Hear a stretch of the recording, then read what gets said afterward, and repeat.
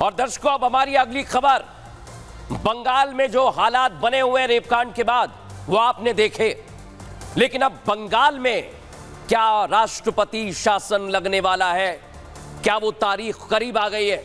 आइए जरा आपको बताते हैं। आज हमने एक्सरे किया है और सबसे पहले दर्शकों, मैं आपको दो महिलाओं के बारे में बताने जा रहा हूं। दोनों ही देश की प्रभावशाली महिलाएं हैं, प्रभावशाली महिलाएं हैं। दोनों ही महिलाओं से आप परिचित होंगे दर्शकों। क्यों कह रहा हूं मैं? क्योंकि एक है पश्चिम बंगाल की मुख्यमंत्री ममता बनर्जी और दूसरी है देश की प्रथम नागरिक, भारत की राष्ट्रपति द्रौपदी मुर्मू।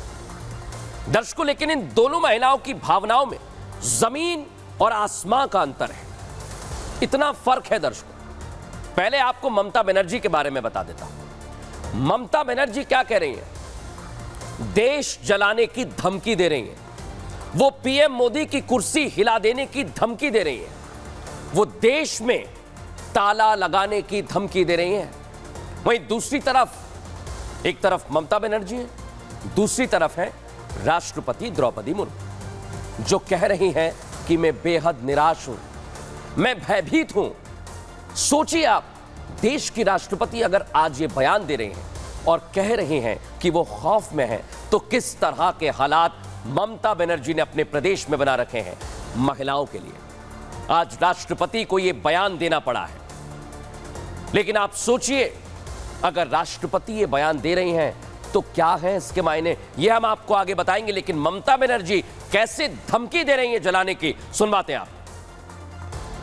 मोदी बाबू, আপনার পার্টিকে দিয়ে আগুন লাগাচ্ছেন, মনে রাখবেন বাংলায় যদি আগুন লাগান আসামও থেমে থাকবে না, নর্থ ইস্টও থেমে থাকবে না, উত্তরপ্রদেশও থেমে থাকবে না, বিহারও থেমে থাকবে না, ঝাড়খণ্ডও থেমে থাকবে না, উড়িষ্যাও থেমে থাকবে না, আর দিল্লিও থেমে থাকবে না।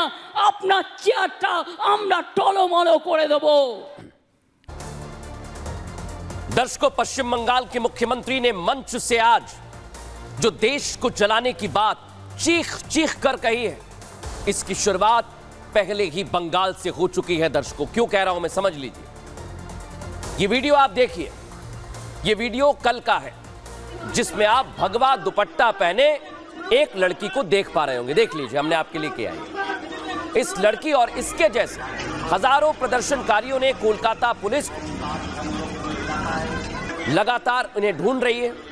कोलकाता पुलिस को इनकी तलाश है, जो आपको आसपास लोग नजर आ रहे हैं। लेकिन ऐसे प्रदर्शनकारियों को कोलकाता पुलिस ढूंढ रही है जो सिर्फ भगवा पहने हुए। आप समझिए, क्या बंगाल पुलिस को भगवा से परेशानी होने लगी है? दीदी के राज में भगवा कि अगर किसी ने पहन लिया तो उसकी गिनती वांटेड में हो रही है। सावधान हो जाइए, क्योंकि कोलकाता पुलिस ने इस लड़की का, जो मैं आपको दिखा रहा हूं लगातार तस्वीर, बाकायदा एक पोस्ट किया है इसकी तलाश में। बाकायदा जो तस्वीर मैं आपको दिखा रहा हूं, देखिए, इसमें आधे से ज्यादा लोग भगवा पहने हुए। उस पोस्ट में उसे मार्क किया गया है। क्या सिर्फ इसलिए कि उसने भगवा पहना है, अपने तन पर भगवा चुन्नी ओढ़ रखी है? मेरा सवाल है आज ममता बनर्जी से, दीदी से, आपके राज्य में क्या कपड़ों के रंग भी कोई आपसे पूछकर पहनेगा?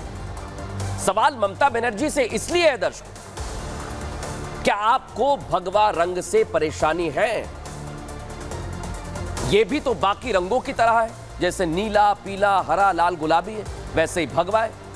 लेकिन बंगाल सरकार को इससे भी दिक्कत हो रही है, इंडिया अलायंस को इससे भी दिक्कत है दर्शकों। क्यों कह रहा हूं मैं, समझ लीजिए। पहले तो भगवा कहां होता है, देख लीजिए। तिरंगा झंडा जहां भगवा होता है, सनातन का झंडा उसमें भी भगवा होता है, और साधुओं की वेशभूषा भी भगवा की है। तो क्या इससे तकलीफ हो रही है इंडिया अलायंस को? और भगवा को आरएसएस और बीजेपी से क्यों जोड़ रहा है इंडिया अलायंस? आज यह भी बहुत बड़ा सवाल है दर्शकों, क्योंकि अगर कपड़ों के रंग देखकर यह तय हो रहा है कि वो संघ से जुड़ा है, आरएसएस से जुड़ा है, बीजेपी से जुड़ा है, तो ये नैरेटिव सेट किया जा रहा है।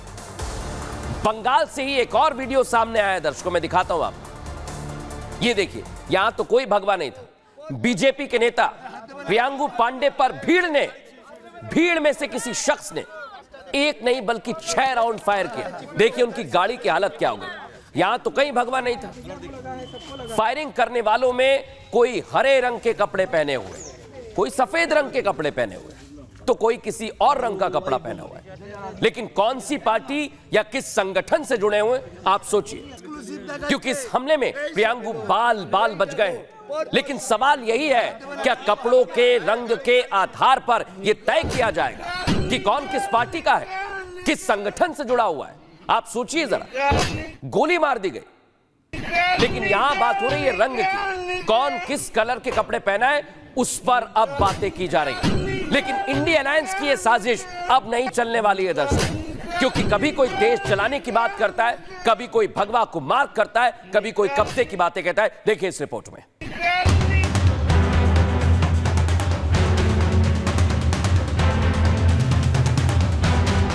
इंडी ने लोकसभा चुनाव में बीजेपी के खिलाफ देश की जनता के खिलाफ नैरेटिव सेट करने की पूरी जी जान लगाई, लेकिन उसके बाद भी जनता ने जब अपना फैसला सुनाया तो मोदी को हराने के एजेंडे से एकजुट हुए इंडिया अलायंस को मुंह की खानी पड़ी। लोकसभा चुनाव में अपनी हार से बौखलाए इंडी गठबंधन ने ऐसे में देश में अस्थिरता पैदा करने की कोशिश शुरू कर दी। इंडी हमेशा से मोदी सरकार को गिराने का दावा करता रहा है। देश को तोड़ने और बांटने की कोशिशें तो विपक्ष की तरफ से लगातार होती रही है, फिर चाहे वो इंडी का कोई भी दल हो, कोई भी राजनीतिक पार्टी हो या कोई भी बड़ा नेता। उसके बयान, उसके मकसद वक्त वक्त पर देश के सामने आते हैं। हाल ही में कांग्रेस अध्यक्ष मल्लिकार्जुन खड़गे ने देश पर कब्जे का विवादित बयान दिया था। जम्मू कश्मीर की चुनाव अगर हम जीतेंगे तो सारा हिंदुस्तान हमारे कब्जे में आएगा।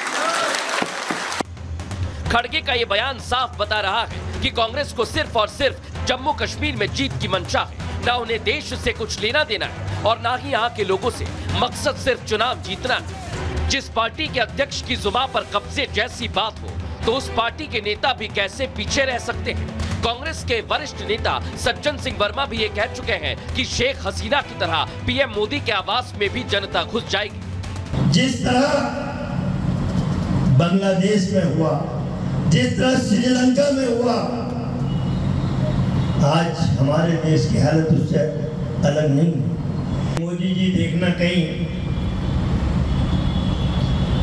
ये नौजवान पीढ़ी उठ के खड़ी हो गई तो अडानी अंबानी के घर में तो पहले घुसेगी, हो सकता है प्रधानमंत्री के घर में भी घुस जाए। यहाँ सवाल ये उठता है कि आखिर देश विरोधी ऐसे बयान देकर कांग्रेस किस राह पर आगे बढ़ रही है। कब्जे और घुसपैठ से आगे बढ़कर इंडी की एक और सदस्य ममता बनर्जी ने तो आज साफ कह दिया कि बंगाल जलेगा तो कोई बैठा नहीं रहेगा, दिल्ली भी जलेगा, नॉर्थ ईस्ट भी जलेगा। बांग्लाয় যদি আগুন লাগান আসামও থেমে থাকবে না, উড়িষ্যাও থেমে থাকবে না, আর দিল্লিও থেমে থাকবে না। আপনার চেয়ারটা আমরা টলমল করে দেব। यानी ममता बनर्जी खुली चेतावनी दे रही हैं पूरे देश को सुलगाने की। यहाँ सवाल ये उठता है कि ऐसी बातें देश के किसी नागरिक की जुबान पर शोभा नहीं देती। फिर ये तो पश्चिम बंगाल के मुख्यमंत्री हैं। देख लिया दर्शकों आपने कैसी साजिश की जा रही है देश को जलाने की।